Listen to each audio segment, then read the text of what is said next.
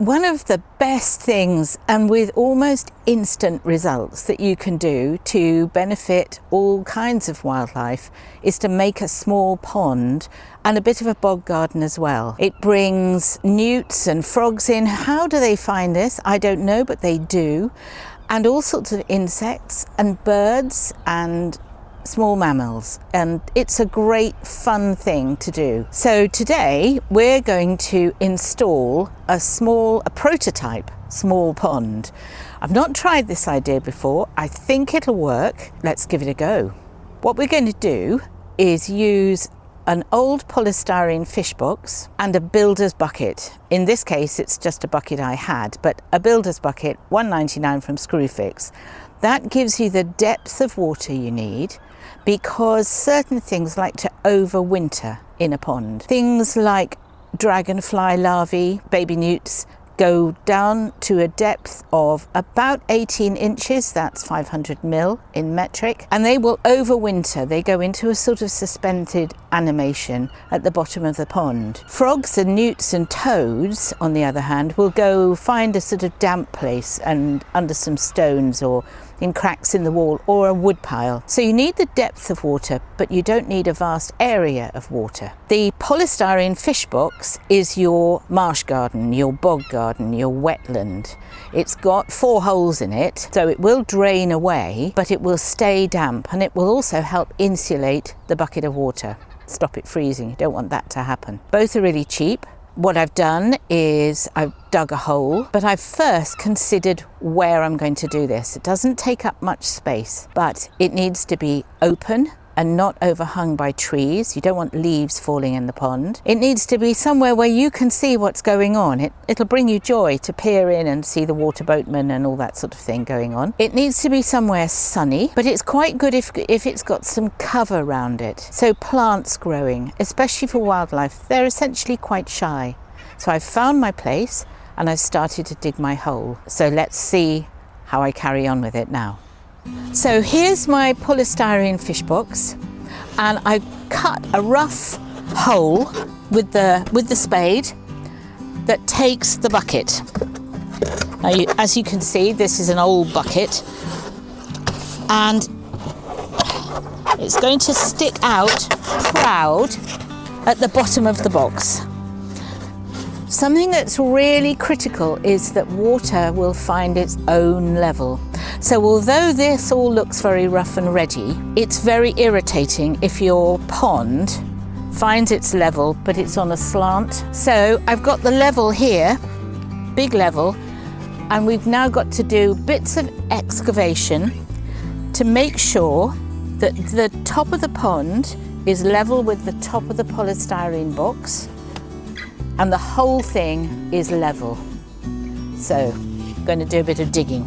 So we'll just go round so I can see where the bucket's going to go. And this is just a bit of trial and error to get everything together. In goes the bucket. So now the level. And as I say, this is pretty critical.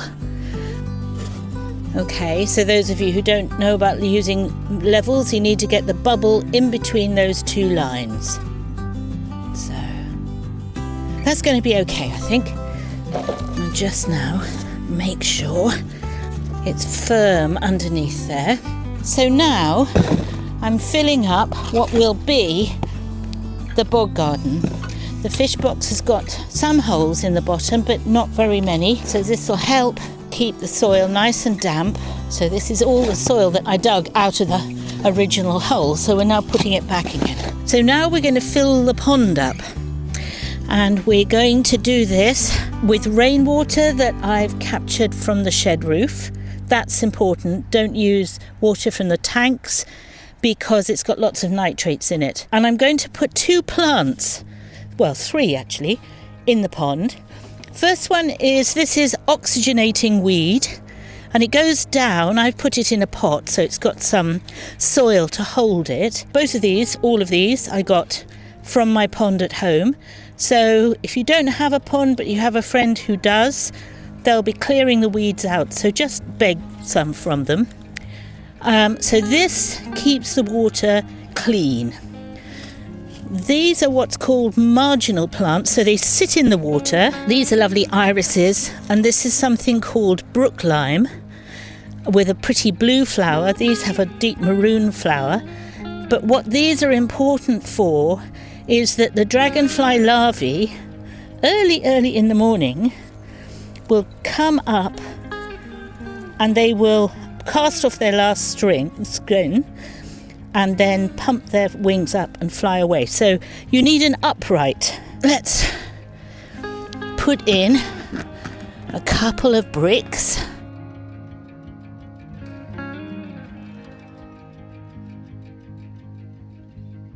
And I'm putting this down at the bottom, so that'll fill.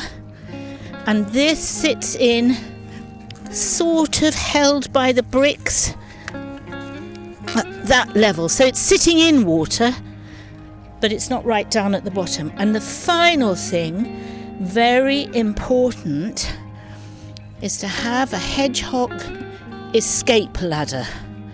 And there's not a lot of deep water here for it to have a difficulty in, but should a hedgehog fall in there, you need a little ramp so it can get out.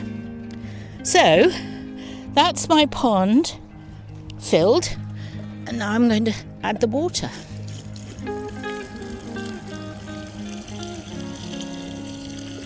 Obviously, if you made a bigger pond with a liner and all that sort of thing, then you might like to have water lilies, all those sort of things. Don't put fish in it, because the fish will eat things like dragonfly larvae, the wildlife that you want. So there is the pond. It looks mucky now, but the soil will settle down to the bottom of the bucket, and that's it. Simple, as they say. Do come back later in the year and see what it looks like when this is all taken effect. I'm going to put some marsh plants in. This is ragged robin. It's a native plant. That'll go beautifully there. This is an evergreen wandering Carex grass that'll provide cover. I've got some stones and bits of concrete just to hide the edge of the pond, like that. I've got some more, and I will arrange those. And because it's Halloween, I thought a creepy hand.